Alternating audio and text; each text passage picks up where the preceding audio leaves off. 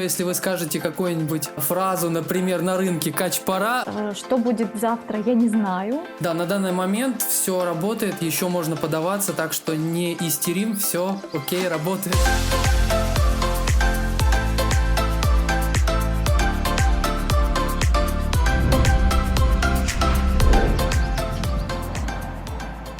Всех приветствую, меня зовут Максим, это канал Релокод.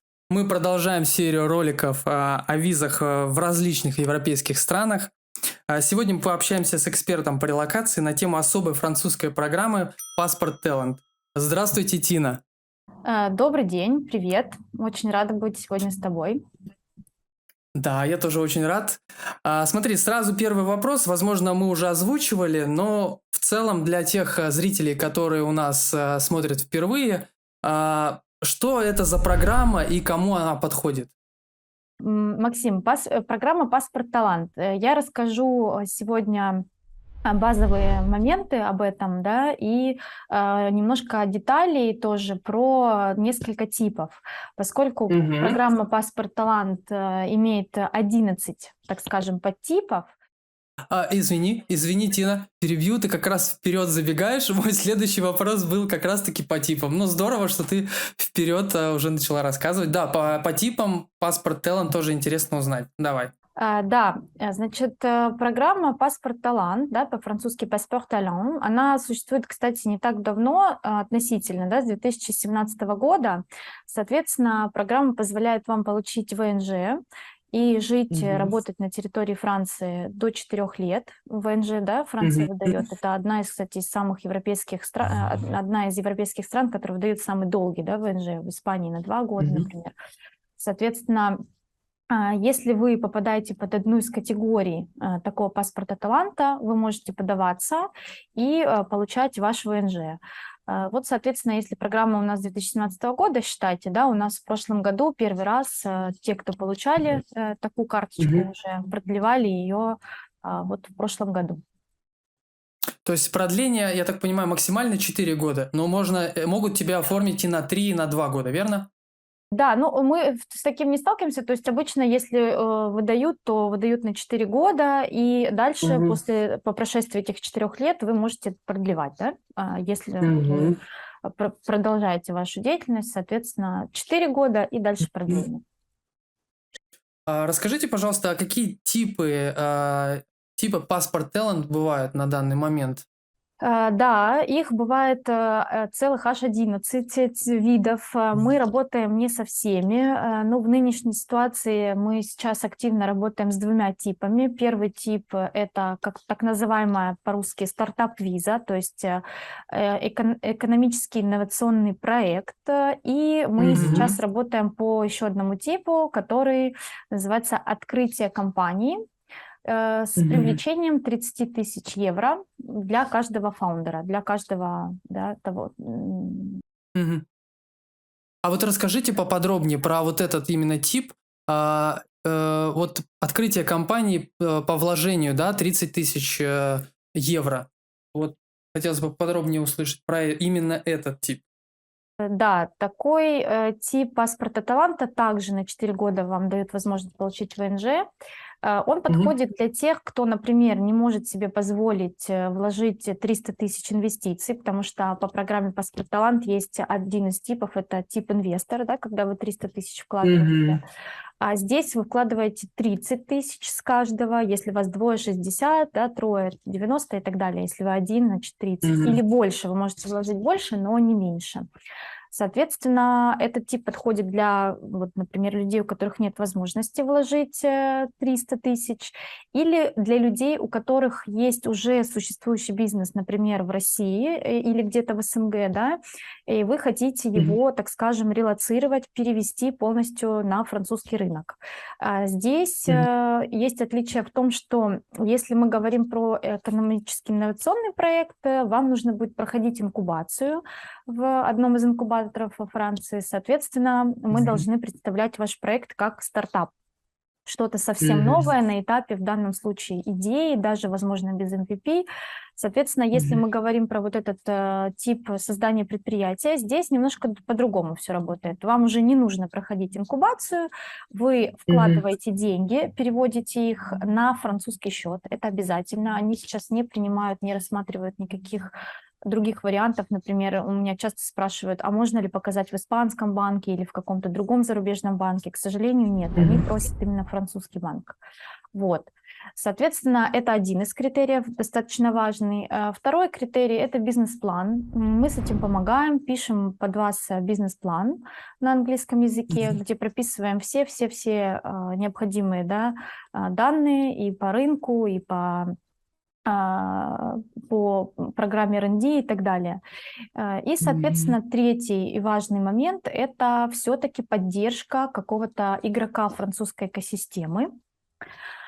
Например, какой-то, я не знаю, если у вас какое-то производство, да, допустим, вы что-то делаете, то можно заручиться поддержкой какого-нибудь аналогичного производителя, может быть, вашего будущего партнера, да, во Франции. Если у вас какой-то бизнес немножко в другой сфере, например, вам могут предоставить письмо из какого-нибудь университета, да, что они вас поддерживают. То есть это какая-то некая коллаборация с французским представителем, да? Да, то есть какой-то контакт во Франции, который может быть вам на будущее полезен, которому можете быть полезны вы, соответственно, это уже не инкубатор, это уже не да, там, доведение вашей идеи до MVP, а это уже именно просто контакт, да, какой-то. Вот. Это один из трех важных моментов. Ну и четвертый, я всегда про это говорю, язык. Язык, хотя бы английский язык, потому что, конечно, у всех разный уровень языка, но очень удобный, хороший вариант здесь. Вам не нужно показывать никакой сертификат о знании языка. Вам нужно просто на уровне представления вашего проекта, на уровне коммуникации с французами, хотя бы английский язык, понятно, что французский это совсем хорошо, это уже высшая степень, но хотя бы английский язык для того, чтобы вы могли общаться, когда вы приедете во Францию с вашими там будущими коллегами, партнерами и так далее. Но никаких языковых сертификатов вам показывать не нужно, что, конечно, облегчает, да. Да, это, я думаю, облегчает и для русскоязычных, и тех, кто в России находится, потому что насколько я знаю, все эти сертификаты стандарта IELTS, TOEFL, они сейчас уже не сертифицируются в России, потому что они все уехали из России, и, по-моему, уже нельзя получить внутри страны эти сертификаты. Соответственно, это бы усложнило все. Да, здесь этого не нужно, то есть просто ваше какое-то базовое хотя бы знание языка. Ага, здорово. Насколько стало сложнее получить визу после 24 февраля? И сразу вытекающий вопрос, какое отношение к русским сейчас в данный момент? Да, значит, конечно, стало сложнее. Конечно, стало сложнее, с одной стороны, потому что поток пошел очень большой, да, то есть не только из России, но и из Украины, СНГ, и вообще в целом есть и другие страны, которые претендуют на этот паспорт талант. Соответственно, в министерстве у нас часто возникают экономики пробки, да, для того, чтобы рассмотреть проекты, требуется время. Вот, это одна, да, сторона. Ну, а другая сторона, конечно, есть локально сейчас ряд инкубаторов, ряд французов, людей, которые не готовы работать с русскими по геополитическим причинам. Вот, это не массовая история, но тем не менее. Мы прослеживаем это так, что чем южнее, тем больше вот таких вот. Ну, я думаю, что наша компания в любом случае нашим клиентам подскажет, какие представители неохотно сотрудничают с русскими стартаперами, какие абсолютно не имеют никаких дискриминационных признаков. Я думаю, что Наши специалисты подскажут это. Это такая большая подводная работа, которую мы ведем нашей командой, потому что каждый день все меняется, и вот ну, я лично каждый день на телефоне с ними или по почте, да, Мгм. по электронной.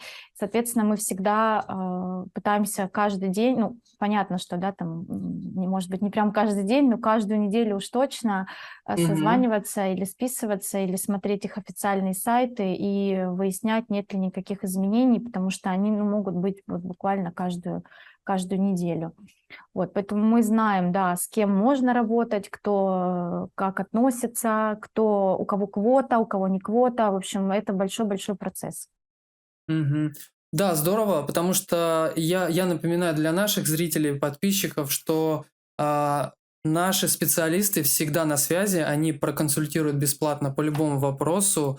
Все контакты WhatsApp, Telegram, все контакты будут и в описании, и в конце ролика, поэтому смотрите ролик до конца.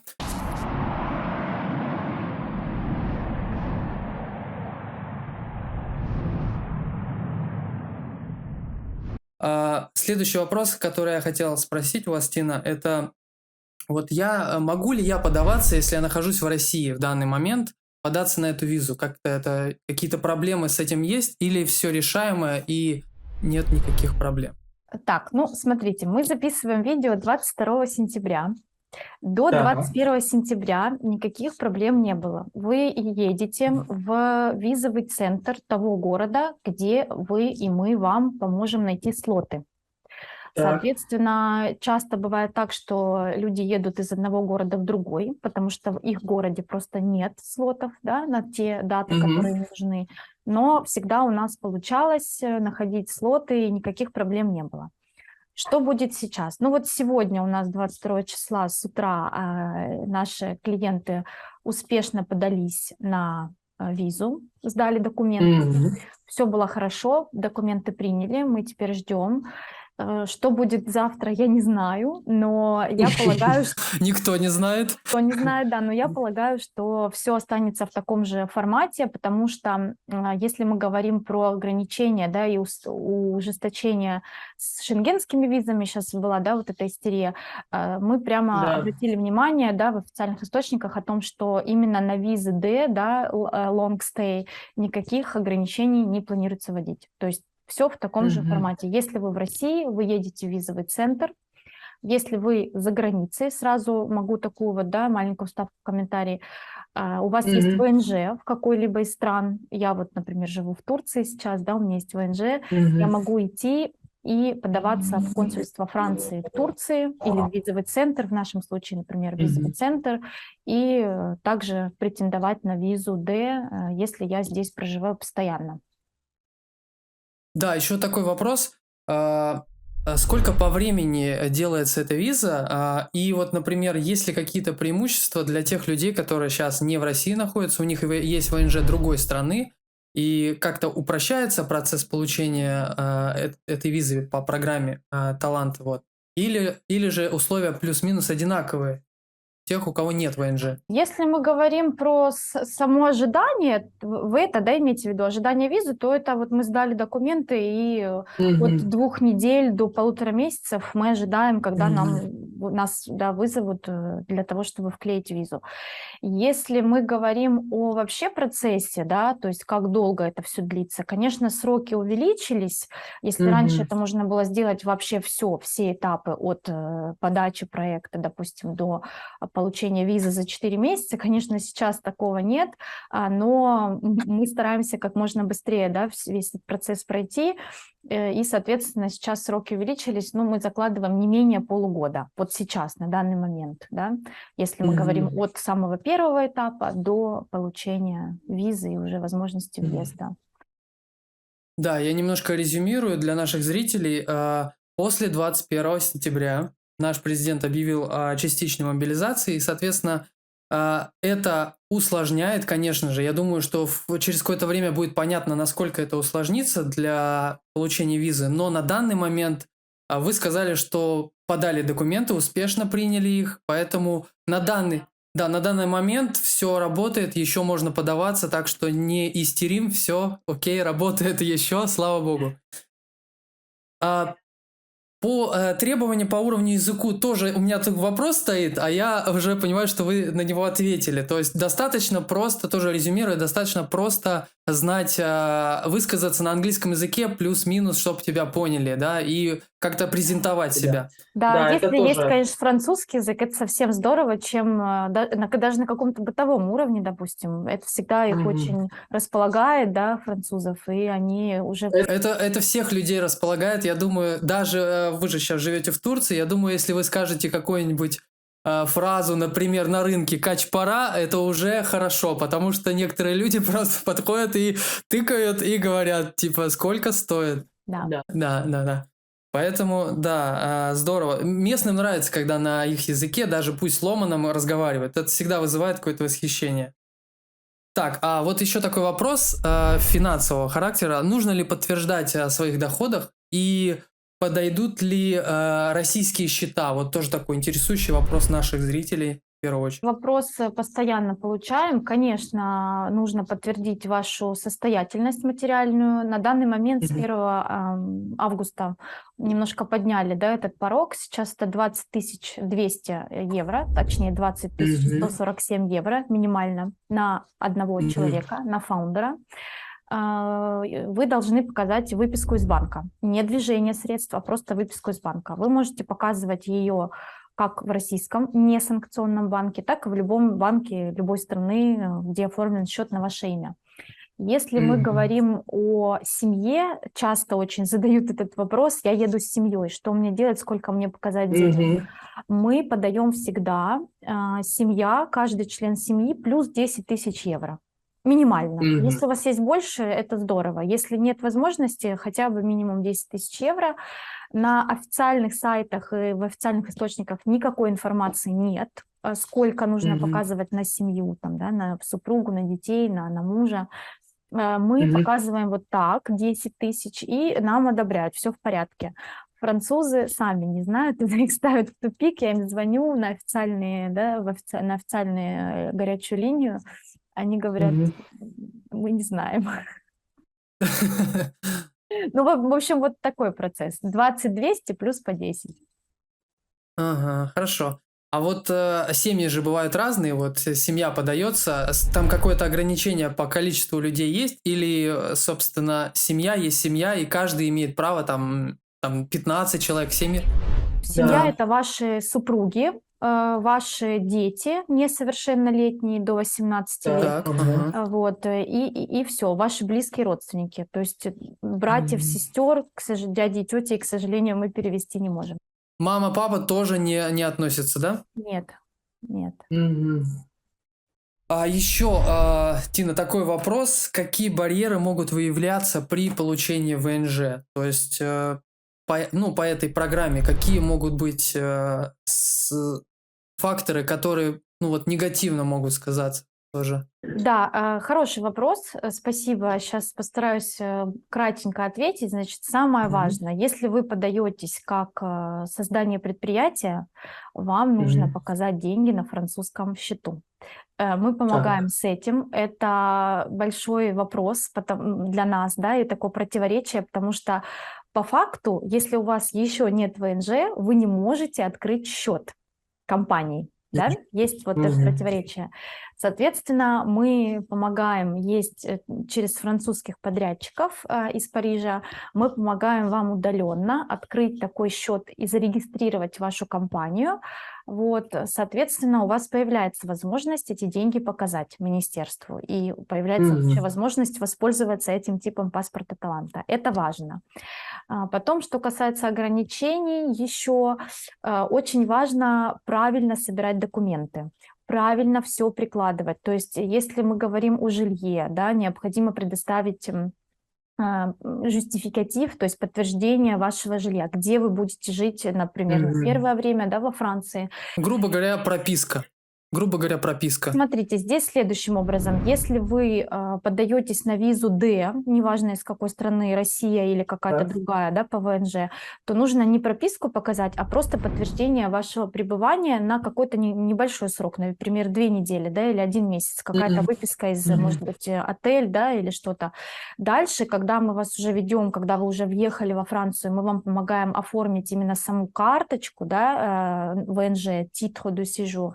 Здесь уже вам нужно будет показать ваше постоянное жилье, контракт и прочее. Соответственно, очень важно правильно заполнять анкеты, правильно прикладывать весь список документов, что мы, собственно, и помогаем Мгм. делать, чтобы минимизировать риски каких-то, да, проблем и отказов и чего-то еще, и чтобы спокойненько, да, когда у вас уже есть на руках вот министерское одобрение, да, что ваш проект или Так. ваша новая компания, которую вы открываете, они в общем, подходят, да, что министерство одобряет, тогда уже, в общем, мы помогаем, и я думаю, что это важный момент, и вот многие на этом моменте спотыкаются, когда они не знают, Да, что дальше да, делать. да.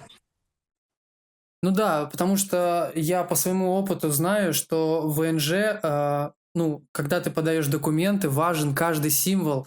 В Турции гораздо все как-то, ну, я думаю, что вы сами знаете, они как будто считают, что если какого-то символа не хватает, ничего страшного. Я думаю, в Европе гораздо все сложнее, и все должно быть прям все четко, потому что от этого может зависеть соответствие, там программа может не принять где-то что-то из-за отсутствия какого-то символа.